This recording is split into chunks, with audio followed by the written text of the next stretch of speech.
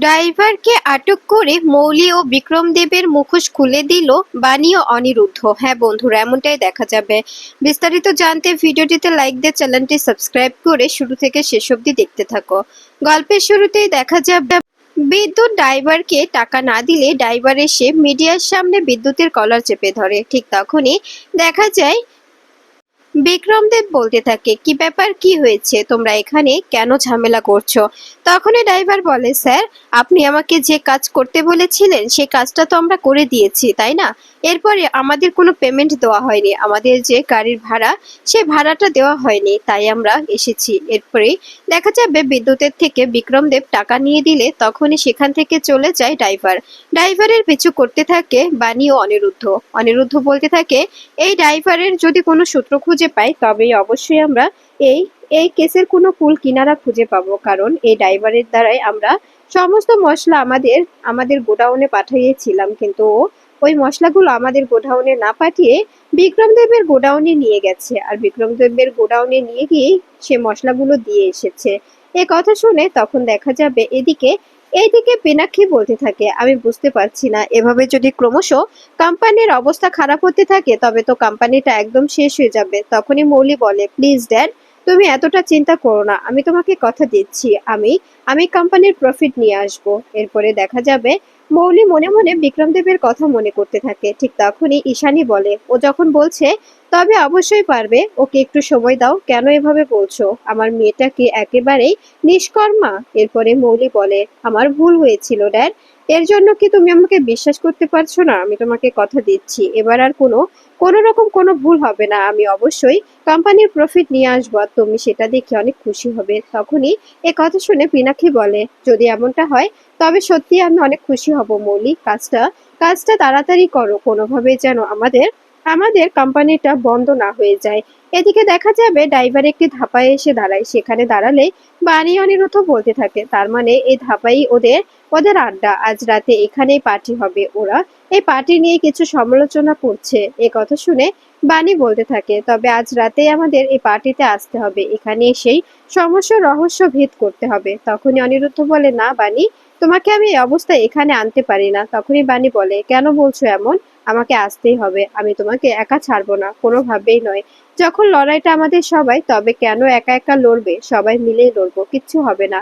এ কথা শুনে তখন অনিরুদ্ধ বলে, আমি জানি তো, তোমাকে যতই বোঝাই তুমি কোনোভাবে বুঝতে চাইবে না, কোনোভাবেই রাজি হবে না, তবে ঠিক আছে। এরপরে দেখা যাবে অনিরুদ্ধ বাণী বাড়িতে চলে এলে নয়নতারা বলে, কি ব্যাপার, ওদিকের কি খবর? তখনই অনিরুদ্ধ বলতে থাকে, আমরা সমস্ত খোঁজ খবর পেয়ে গেছি, আর এসব কিছুর পেছনে যে বা যারা আছে তাদেরকেও খুঁজে পেয়েছি, কিন্তু প্রমাণ ছাড়া তো আর কোনো কথা বলা যাচ্ছে না, তাই না? তখনই দেখা যাবে অনিরুদ্ধ বলতে থাকে, কিন্তু আজ রাতে যে করেই হোক আমাদের প্রমাণ জোগাড় করতেই হবে, ওই ড্রাইভারকে আটক করে ওর মুখ থেকে কথা বের করতে হবে, যে করেই হোক। যদি যদি কোনো হিতে বিপরীত হয় তবে বিপদ হয়ে যাবে বাণী, আমাদের কিন্তু খুব সাবধানে কাজটা করতে হবে। এই কথা শুনে তখন দেখা যাবে সাথী বলতে থাকে, না না, এটা কখনোই হতে পারে না, আমি কোনোভাবেই বাণীকে অ্যালাউ করতে পারি না, ওর শরীরের এই কন্ডিশন, এভাবে যদি ও এরকম করে এই ঝুঁকিপূর্ণ কাজে চায় তবে তো কোনোভাবেই সেটা আমি হতে দিতে পারি না। তখনই তানিয়া বলে, মাম্মাম, আমি তোমাকে ছাড়া থাকতে পারবো না, তোমার যদি কোনো ক্ষতি হয়ে যায় কোনোভাবেই আমি মেনে নিতে পারবো না। তখনই নয়নতারা বলে, আমরা সবাই যাব, কেন অনিরুদ্ধ বাণী একা যাবে? লড়াইটা যখন আমাদের সবার, তখন আমরা সবাই মিলে একসঙ্গে লড়াইটা লড়বো, কোনোভাবেই কেউ পিছু পা হব না। তখনই বাণী বলে, কেন ঠাম্মি, তোমরা কেন অযথা ঝুঁকি নিতে যাবে? তোমাদের তো ঝুঁকি নেওয়ার কোনো কারণ নেই, তাই না? তখনই তানিয়া বলে, না মাম্মাম, আমরা সবাই যাব। তখনই সাথী বলে, আমি বুঝতে পারছি না, আপনারা কি পাগলামো শুরু করলেন মাসিমা? তখনই দেখা যাবে নয়নতারা বলে, কেন, যখন যখন আমাদের কোম্পানির জন্য হাজত খাটতে হয়েছিল তখন তো আমরা সবাই হাজত খেটেছিলাম, তাই না? তবে এখন কেন কেন আমরা কোম্পানির জন্য একসঙ্গে লড়বো না?